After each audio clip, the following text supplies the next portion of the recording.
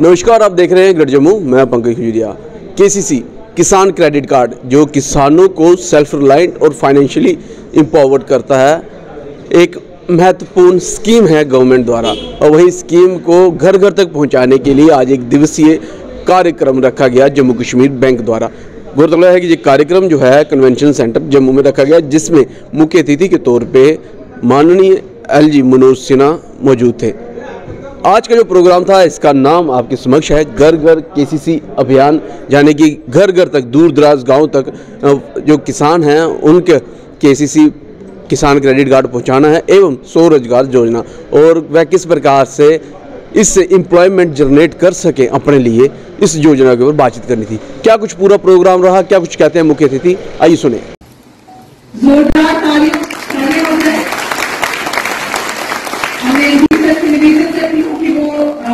हमारे माननीय chief secretary sir का सम्मान करें। मनी और ड्राई फ्रूट्स की यूनिट्स लगाने वाले नबीश हबीब जो कि आए हुए हैं जम्मू से, जोरदार तालियों से इनका स्वागत कीजिए।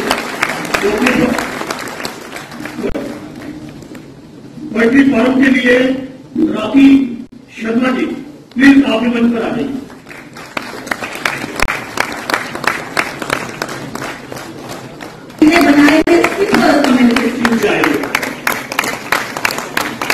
बनाए यूनिट लगाया है, जोरदार तालियों से इनका स्वागत करें। तनिषा विविंग के सरजार अगर भी जी जो बदलाव से आए हुए हैं, प्लीज मंच पर आ जाए।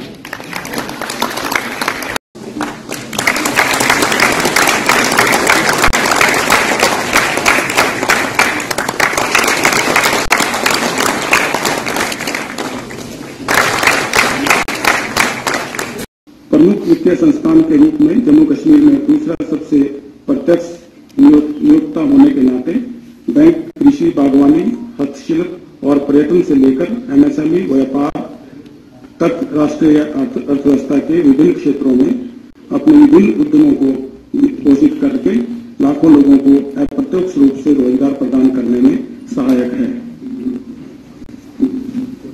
JNK बैंक का प्रभाव एक प्रमुख पहलू प्रायोरिटी सेक्टर भी है, जिसमें विशेष रूप से किसानों के सशक्तिकरण पर आधारित जम्मू कश्मीर की स्थायी कृषि अर्थव्यवस्था के विकास के प्रति अकेले किसान क्रेडिट कार्ड के तहत हमारे पास 7 लाख से अधिक किसानों को कवर करने के लिए लगभग 7,000 करोड़ रुपए का निवेश है। ये साफ नजर आता है कि जो हमारी GST की कलेक्शन है उसमें किस तरीके की बढ़ोतरी हुई है। ये साफ नजर आता है कि हमारे स्कूल, हमारे कॉलेज, हमारे सारे इंस्टीट्यूशन रूटीन की एक्टिविटीज निभा रहे हैं। और ये साफ नजर आता है कि जिस तरीके से हमारे टूरिस्ट जम्मू कश्मीर में आ रहे हैं, 2023 में लगभग 2 करोड़ 10 लाख या उससे भी थोड़े ज्यादा टूरिस्ट यहाँ आए।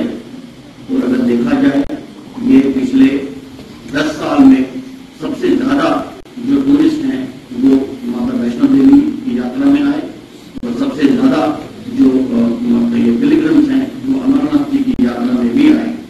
और इसके साथ साथ अगर हम देखें, हमारा जो बॉर्डर एरिया वहां पर टूरिस्ट का फ्लो काफी बढ़ा है।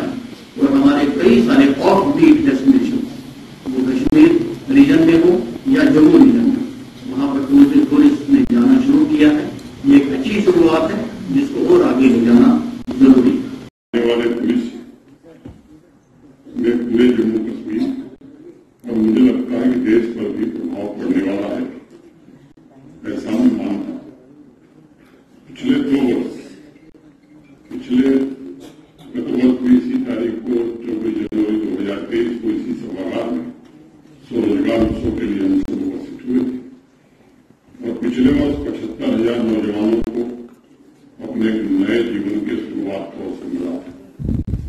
लगभग 1100 करोड़ रुपए की आर्थिक सहायता के साथ जम्मू कश्मीर के युवाओं को स्वरोजगार से जोड़ा नहीं गया था, बल्कि आज मैं उसमें कई लोगों को जानता हूं जिन्होंने खुद नहीं बल्कि कई अन्य लोगों को रोजगार दिया है।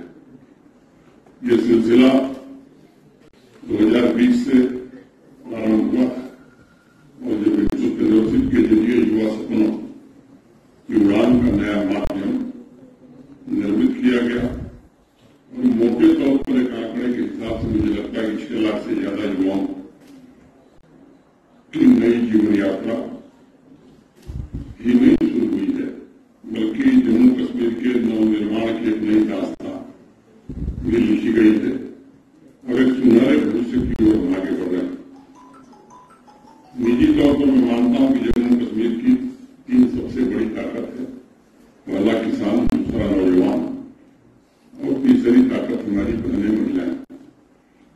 इस त्रिशक्ति के सामर्थ्य में नई ऊर्जा का संचार भारत के आदरणीय प्रधानमंत्री जी ने किया है और मैं कहना चाहता हूं कि विशेष रूप से अगस्त 2019 में जम्मू कश्मीर का पूर्ण विलय इन तीनों शक्तियों के पूर्ण उदय का मुख्य कारक था। आम लोगों को भड़काने के लिए कुछ लोगों ने अफवाहें जरूर फैलाई कि 370 ने जम्मू कश्मीर का बड़ा फायदा किया था। फिर मैं 2-3 बातें आज कहना चाहता हूं। हाँ, फायदा किया था, बिल्कुल फायदा किया था, लेकिन सिर्फ उन चंद लोगों का जो लंबे समय से एक समूह बनाकर के जम्मू कश्मीर के विकास के रथ को लूट रहे थे। 370 ने फायदा जरूर किया है, लेकिन सिर्फ उनका जो एक खास रोड पर रहते थे और बिना किसी कारोबार के, बिना किसी परिश्रम के हर साल करोड़ों रुपए कवाला में आ किया करते थे। कई पीढ़ियों से इनके खानदान में किसी ने नौकरी नहीं की, कोई बिजनेस नहीं किया, खेती तक भी नहीं की, लेकिन राजस्थान माहौल ऐसे हैं कि बड़े बड़े व्यवसायी भी देखकर भ्रमित हो जाते हैं कि ऐसे माहौल कितने पैसों से बने। यही है, विदेश में भी संपत्ति है। आज भी त्योहार और नया साल विदेश में मनाने वाले बड़ी संख्या में लोग हैं। ये पैसा कहां से आया, मुझे लगता है ये सवाल सबसे अहम है। और मैं जब विचार करता हूं तो मुझे कई साथी यहाँ के पुराने लोग बताते हैं कि भारत सरकार का भेजा हुआ पैसा था जो जम्मू कश्मीर के आम आदमी के हक में खर्च होना था, आम नौजवान, आम किसान और आम महिलाओं के हक का पैसा था। 370 की आड़ में अपने निहित स्वार्थ के खातिर कॉन्फ्लिक्ट इंडस्ट्री को जिंदा रखने के लिए कॉन्फ्लिक्ट प्रॉफिटियर्स ने न सिर्फ 370 का भेजा इस्तेमाल किया, बल्कि लाखों सपनों की असमय हत्या करने का भी पाप किया।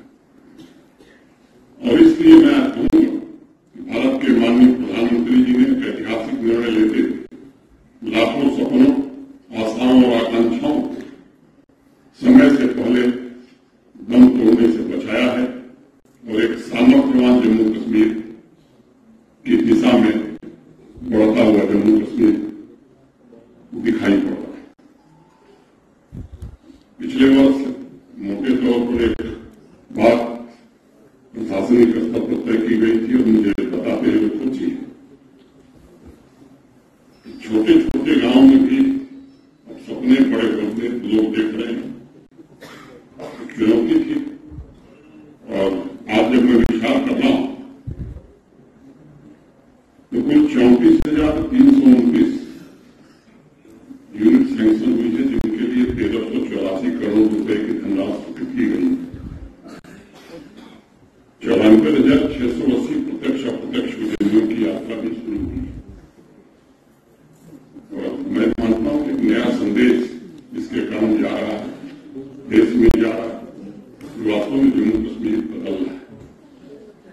जम्मू कश्मीर शांति, एकता, सद्भाव के साथ अभूतपूर्व गति से आगे बढ़ने की कोशिश कर रहा है और उद्यमिता के क्षेत्र में भी अन्य राज्यों तथा केंद्र शासित प्रदेशों के साथ टक्कर ही नहीं ले रहा है, बल्कि मैं कहूंगा कि आशा की एक नई किरण बनकर उतर रहा है।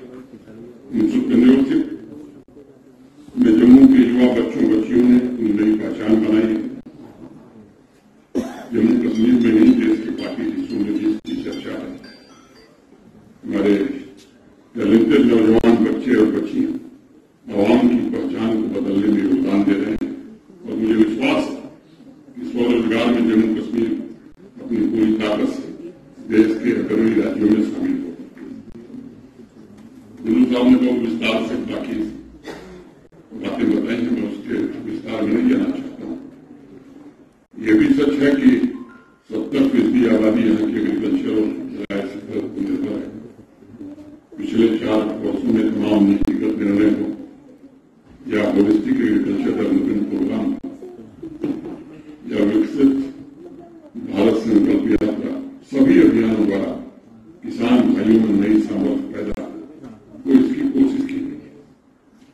विकसित भारत संकल्प यात्रा के दौरान घर घर केसीसी अभियान 1 जनवरी 2024 से प्रारंभ किया गया। अभी आंकड़े आपके सामने रखे गए, मैं आंकड़ों में नहीं जाना चाहता हूं। बैंक के मैनेजिंग डायरेक्टर और बैंक के सभी अधिकारियों से मैं विशेष रूप से चाहूंगा, ये सेचुरेशन का काम हमें एक समय सीमा के भीतर निश्चित रूप से पूरा करना चाहिए। और ये सच है कि इनपुट क्रेडिट जो किसानों को मिलनी चाहिए। जम्मू कश्मीर की इकॉनमी की बात करें तो 70% जो है इकॉनमी किसानों पर निर्भर है, एग्रीकल्चर रिलायंट है। इसी को मद्देनजर रखते हुए केसीसी किसान क्रेडिट कार्ड महत्वपूर्ण भूमिका निभा सकता है।